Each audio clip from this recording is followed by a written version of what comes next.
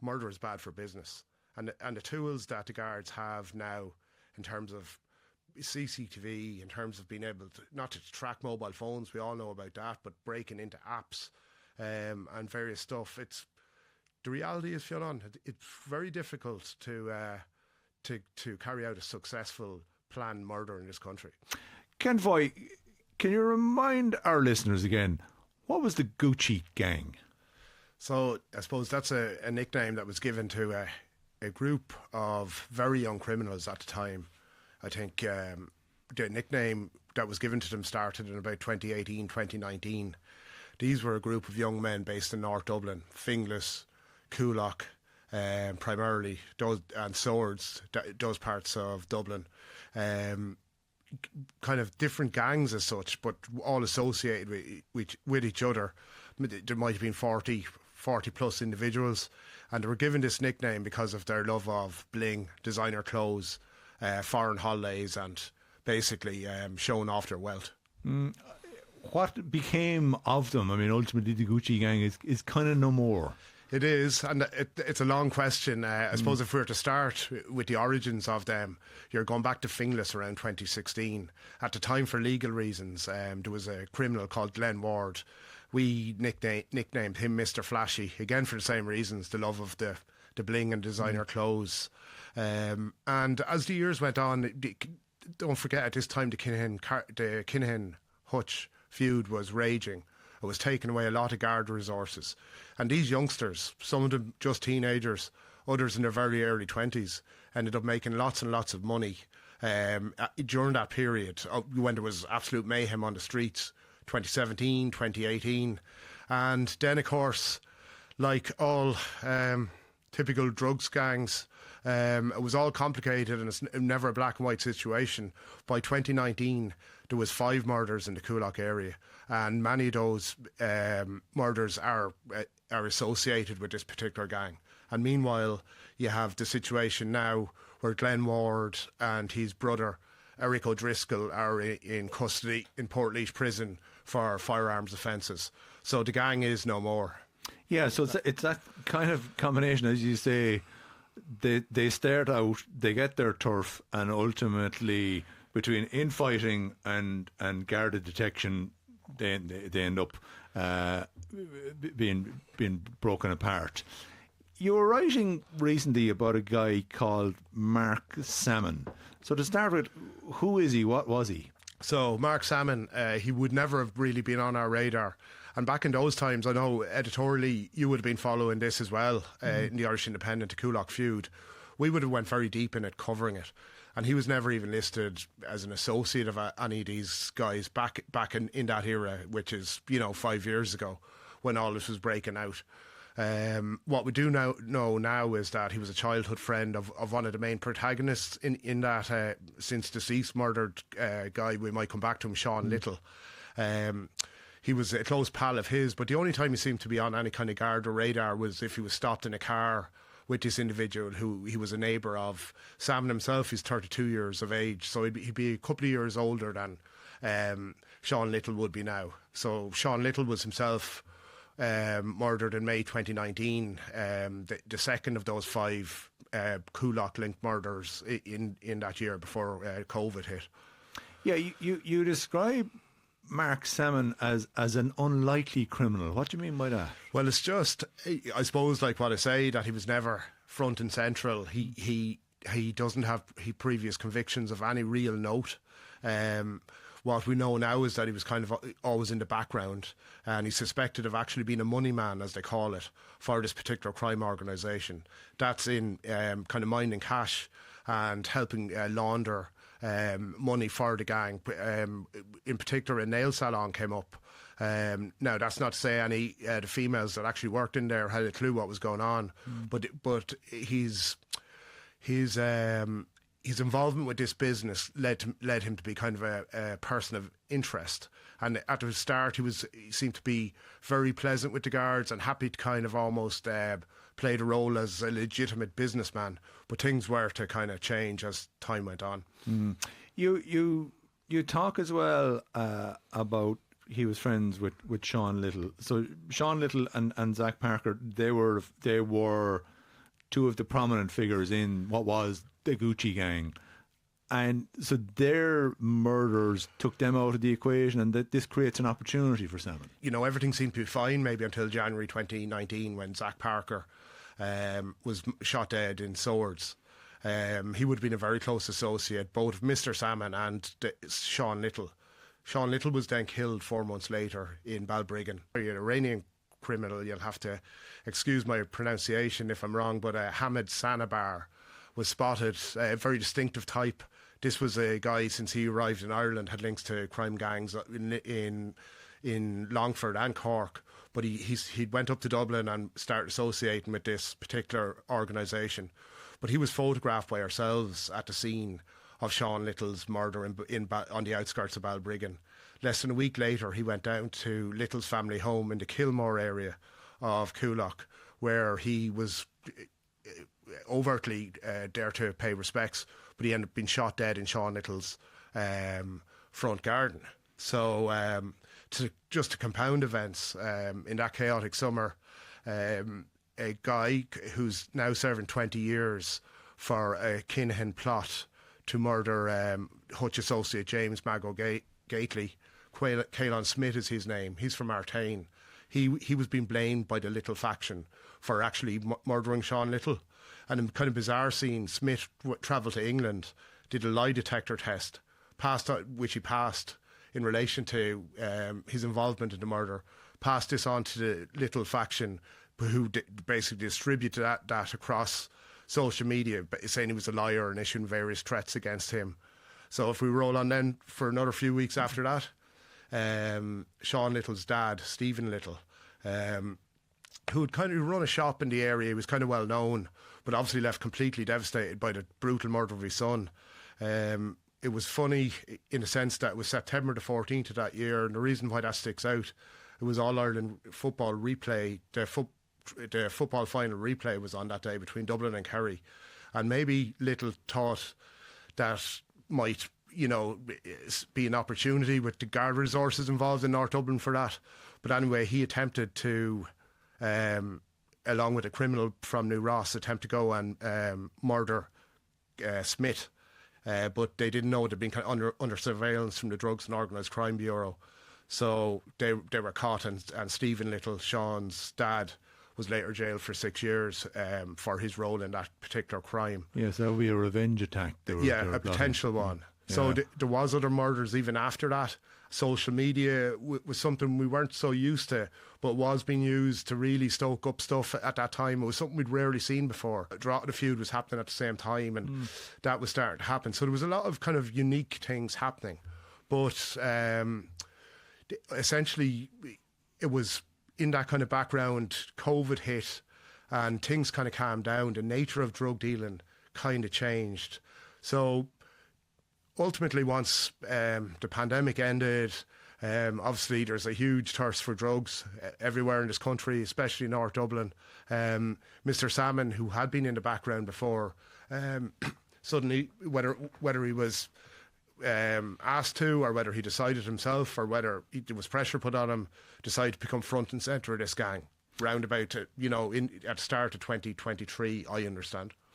Yeah, so, like, you're writing about how basically to the outside world, he seems like a fairly regular guy. He's well presented, doesn't seem to have any criminality attached to him, is dealing pleasantly with the guards.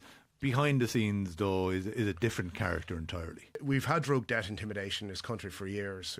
But it's a problem off the scales now, right, from everywhere. From the top of Donegal to the bottom of Kerry.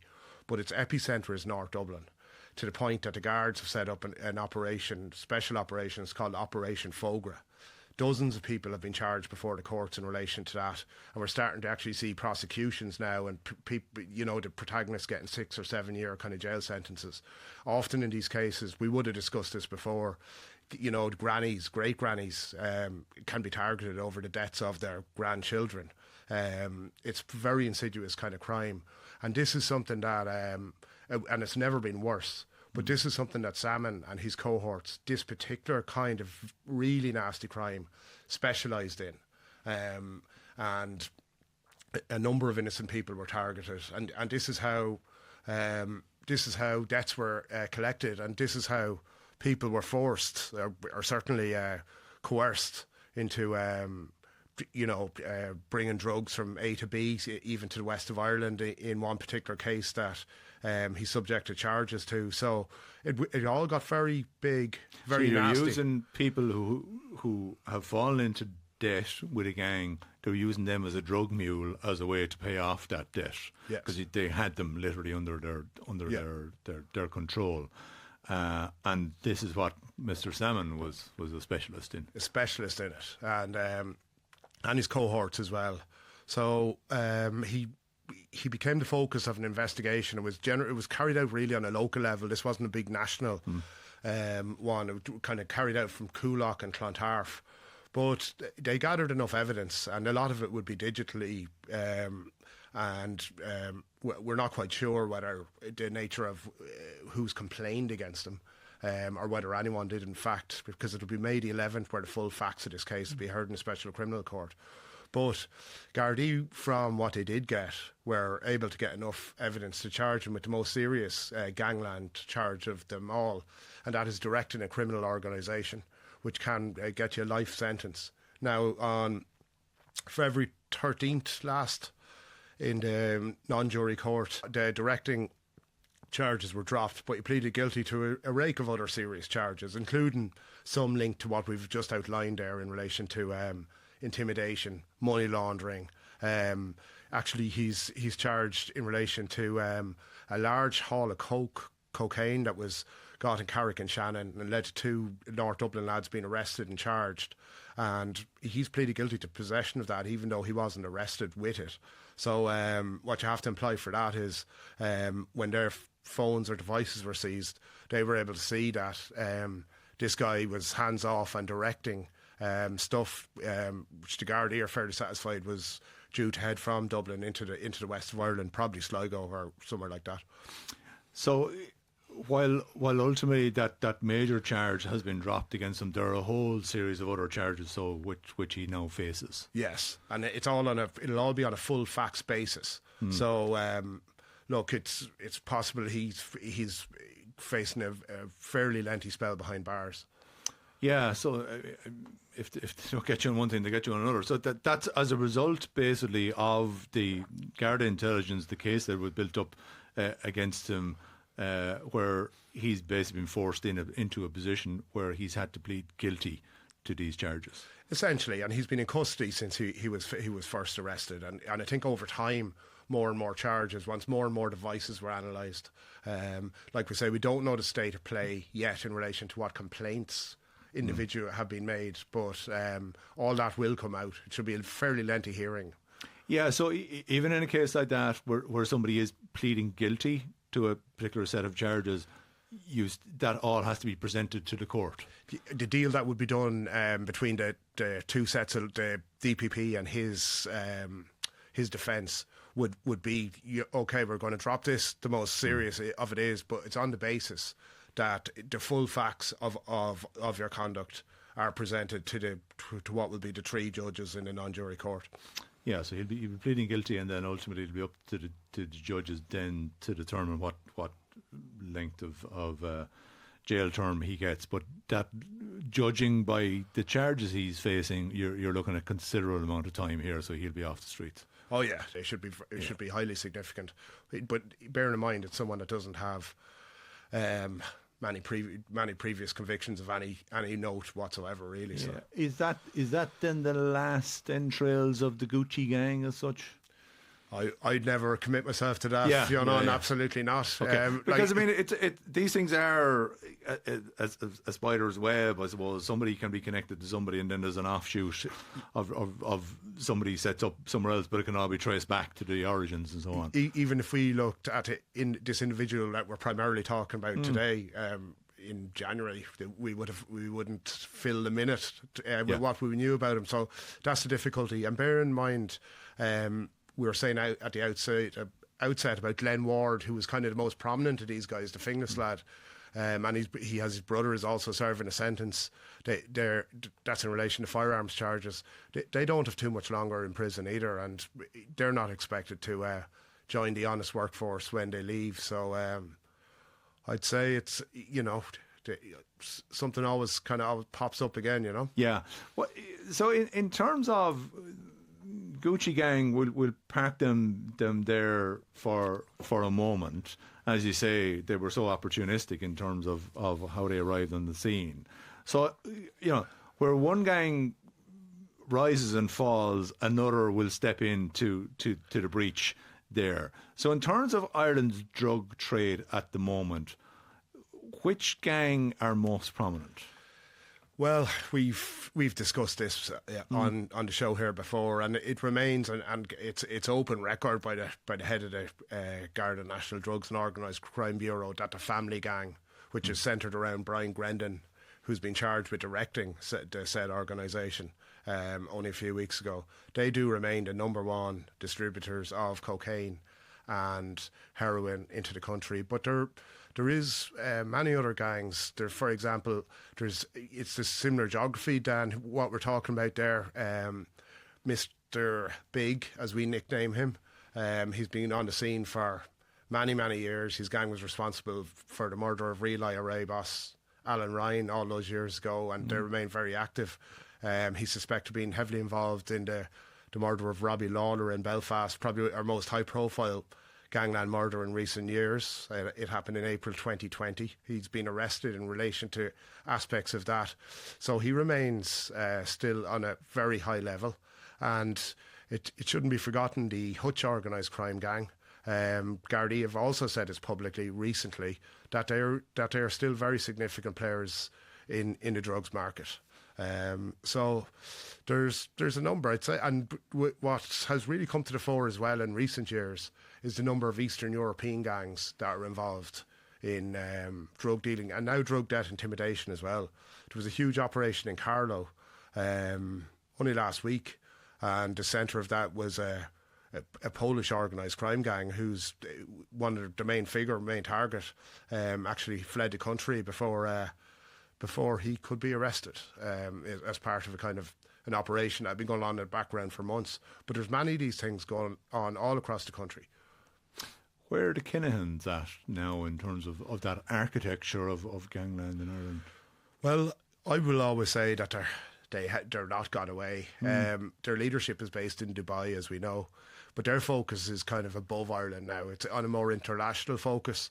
They've been kind of diminished in Ireland, especially the fact that the guards literally picked up dozens and dozens of them as part of their police and plan during the feud, including, so many hitmen that were prepared to kill for money. It's not everybody that's prepared to do that.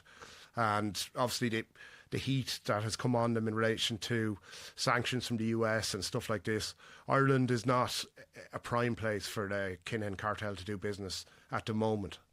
Yeah, but as you say, gangland is complicated. There can be connections and associates. What about that senior Kinahan associate, Sean McGovern? Where's he at now? So Sean McGovern was extradited from Dubai last May, to face a number of very serious charges, including being charged with the murder of Noel Kerwin and his involvement in a murder plot against the Hutch associate James Mago Gately. And the latest development, Fionnán, happened this week. It was a very brief hearing in the special criminal court, where his senior counsel told the court that a trial for these matters, I think there's 5 very serious matters in total, may not be needed. He pointed out that there's ongoing discussions, and there has been for a long time, between the DPP side and the defence side. So we are speculating, but I suppose what has possibly been got at here is the charges are not being dropped by the state, as far as, so is it some kind of, is what's being considered some kind of issue in relation to taken a plea, as we saw in it, as what we were discussing here in a different case, in relation to what's you're seeing playing out in a lot of gangland cases in court lately, is that where it is a murder case, but the individual is pleading guilty to a conspiracy to murder charge. Reason that it's a very serious charge, it attract a very hefty penalty, but it's not an automatic life sentence, like a murder charge is. Therefore, there can be a light at the end of the tunnel, for want of a better word, for someone that's in so much bother legally. So at the moment then, while gangland, it's always changing and it's always evolving. What's driving at the moment is still the cocaine trade and the heroin trade. Any other patterns that we're seeing, ketamine or anything like that? Well, no, it's especially cocaine, but I suppose it is notable, and it's the first time since I've been covering crime that there was not one gang-related murder in all of last year, and there's gang-related gun murder, rather, and there still hasn't been one this year. And the only one that's collated as such in 2024, it was a bizarre, tragic incident that happened in Drimna. That was the only one collated for that year. But in fact, there is a prominent theory in that particular killing that the individual who was shot dead actually shot himself. So, basically the head of the Organised Crime Bureau has told us in the Irish Independent, in an interview a few months ago, that, and it's kind of obvious, but it's Seamus Boland said, murder is bad for business.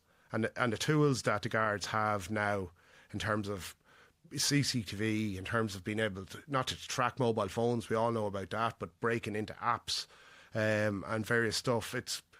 The reality is, Fionnán, it's very difficult to carry out a successful planned murder in this country. So that is a particular trend that's fairly important to note at the moment.